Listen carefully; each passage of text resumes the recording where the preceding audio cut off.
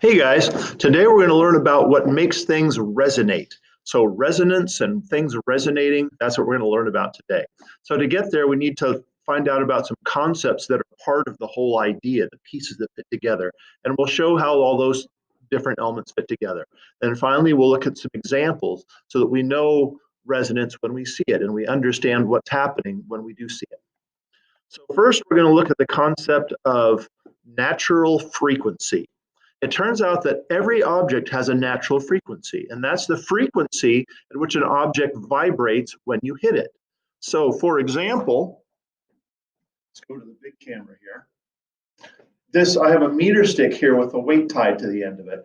And when I hit it, it swings, it oscillates, vibrates at the rate that it oscillates. It just does what it does. And it doesn't matter how I hit it. I can touch it and let it go, and it swings at that frequency. I can hit it like this, and it oscillates like that. I can do anything to it, really. If it's disturbed, that is the frequency where it will vibrate. So that's its natural frequency. Now, it turns out that everything has a natural frequency. Let's go back to this here again. For example, a tuning fork.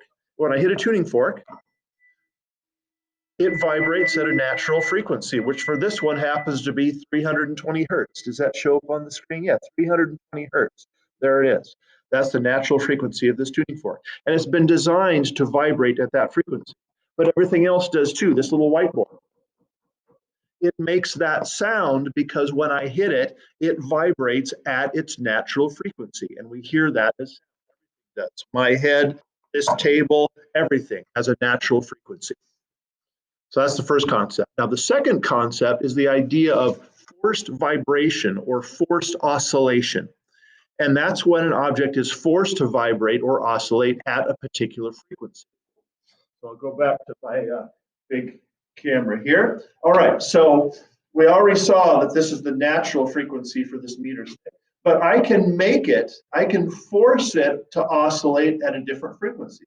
This is a rhythmic oscillation here that's only happening because I'm making it happen.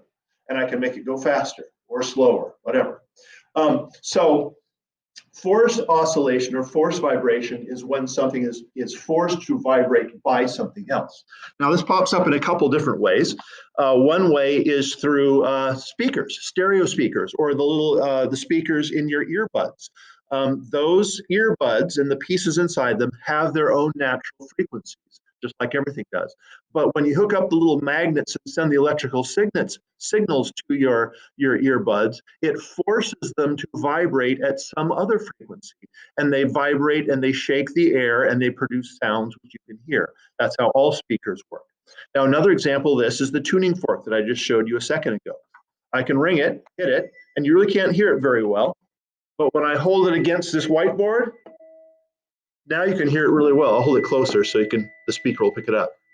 Okay, what's happening is the tuning fork is vibrating at its natural frequency, and when I touch it against the whiteboard, it forces the whiteboard to vibrate at the tuning fork's natural frequency. And since the whiteboard is so large, it moves a lot of air when it vibrates, and so we can hear it very clearly. I'll do that again. It's being forced to vibrate. If I use a different tuning fork with a different frequency, this whiteboard would make a different sound because it's forced to vibrate at that frequency. Okay, now how do we put these things together? So we're back to the stick, which has a natural frequency, as we saw before. But this time I've attached a rubber band to it. Now, if I pull on the rubber band, it's not very strong and it doesn't pull the stick very hard, hardly at all. You can see it a little bit against the lines in the ceiling up here, that it actually is coming toward me a little tiny bit, but not much. However, if I now use this rubber band to force the stick to oscillate at its natural frequency, so I'm forcing it to oscillate at its natural frequency, let's see what happens. Okay, so the input I'm putting in, that's a forced vibration or a forced oscillation. But it matches the stick's natural frequency. And now it is starting to resonate. This is resonation. The stick is resonating, different ways to say it. This happens, again, when you force something to oscillate at its natural frequency. And as you can see, the amplitude is getting bigger and bigger. It's swaying more and more, much more than I could possibly pull it with just the rubber band. And if I did that enough and kept doing it, I might be able to break the stick. But again, if I pull on it just once, it doesn't bend very far. Even if I pull it a couple times, it doesn't bend very far. But if I keep doing it, it resonates and the amplitude increases and it sways more and more and more. An object will resonate when it is forced to vibrate at its natural frequency. And what we just saw there is that the amplitude tends to increase. As the object resonates, it sways more and more and more and more. It goes farther and farther back and forth. The amplitude of the vibration increases. That's a characteristic of resonating.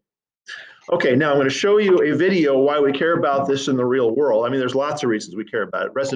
Resonance shows up in lots of places. But this particular video, let's see, it's right here. And we're going to play it.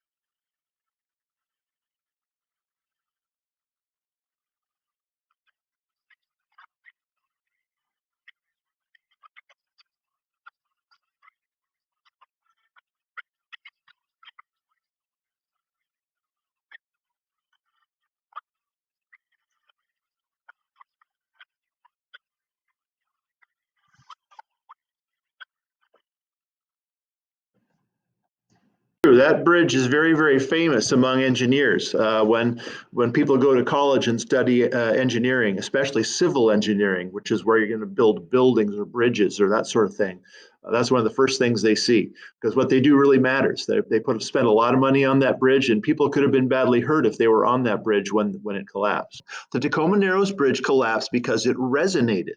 Here's a picture from it. And I think you'll agree with me that there's really no way the wind could ever blow hard enough to just blow the bridge like that. It would have to be blowing like 300 miles per hour, which just doesn't happen.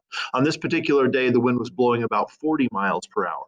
But because the bridge started to twist and sway a little bit, the wind was able to increase the amplitude of the twisting, which is what happens when things resonate. So the Tacoma Narrows Bridge collapsed because it was resonating, and the amplitude got so great that the bridge failed and down it came. But there are other examples too, which you're very familiar with. The classic one is a child swinging on a swing set. The child pumps her legs, or a parent or somebody pushes them. And when you push the child on a swing, you don't have to push them very hard. You just have to make sure that you're pushing in rhythm with how they're swinging, in rhythm with their natural frequency. And as you push them, they go higher and higher and higher. It's a great time. Kids love it. Another example you've probably heard of is wine glasses breaking when opera singers sing. You can sing a certain tone and break a wine glass. And that's not a myth. That can really be done. You can even do it just with the power of your voice if you're a really good singer. It doesn't have to be amplified. Now, I'm going to have you watch a video here pretty soon where they show this in slow motion, and it's pretty cool. but we should review very quickly here what we went through in this video. So we learned about why objects resonate. We learned about the concepts of parts of the resonance, and that includes natural frequency of all objects and forced vibration, which is the idea that you can force something to oscillate at any frequency. And then when you put them together, when you force an object to oscillate at its natural frequency, then it will resonate. And when an object resonates, the amplitude tends to get greater and greater. And finally, we finished up looking at some examples. And so now we've learned about resonating. All right, thank you for your time, and we'll see you next time.